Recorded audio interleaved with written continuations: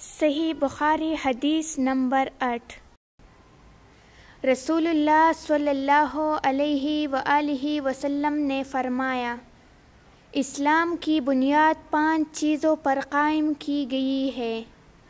اول، گواہی دینا کہ اللہ کے سوا کوئی معبود نہیں، اور بے شک حضرت محمد صلی اللہ علیہ وآلہ وسلم اللہ کے سچے رسول ہیں، اور نماز قائم کرنا، اور زکوٰۃ ادا کرنا، اور حج کرنا، اور رمضان کے روزے رکھنا۔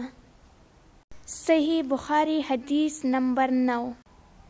آپ صلی اللہ علیہ وآلہ وسلم نے فرمایا کہ ایمان کی 60 سے کچھ اوپر شاخیں ہیں، اور حیا، شرم بھی ایمان کی ایک شاخ ہے۔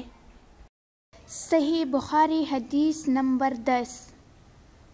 آپ صلی اللہ علیہ وآلہ وسلم نے فرمایا، مسلمان وہ ہے جس کی زبان اور ہاتھ سے مسلمان بچے رہے، اور مہاجر وہ ہے جو ان کاموں کو چھوڑ دے جن سے اللہ نے منع فرمایا۔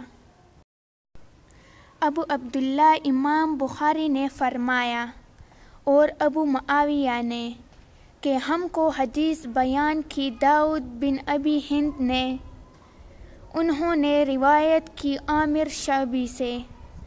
انہوں نے کہا کہ میں نے سنا عبداللہ بن عمرو بن عاص سے، وہ حدیث بیان کرتے ہیں، جناب نبی کریم صلی اللہ علیہ وآلہ وسلم سے، وہی مذکورہ حدیث، اور کہا کہ عبدالعالی نے روایت کیا داؤد سے، انہوں نے عامر سے، انہوں نے عبداللہ بن عمرو بن عاص سے، انہوں نے نبی صلی اللہ علیہ وآلہ وسلم سے۔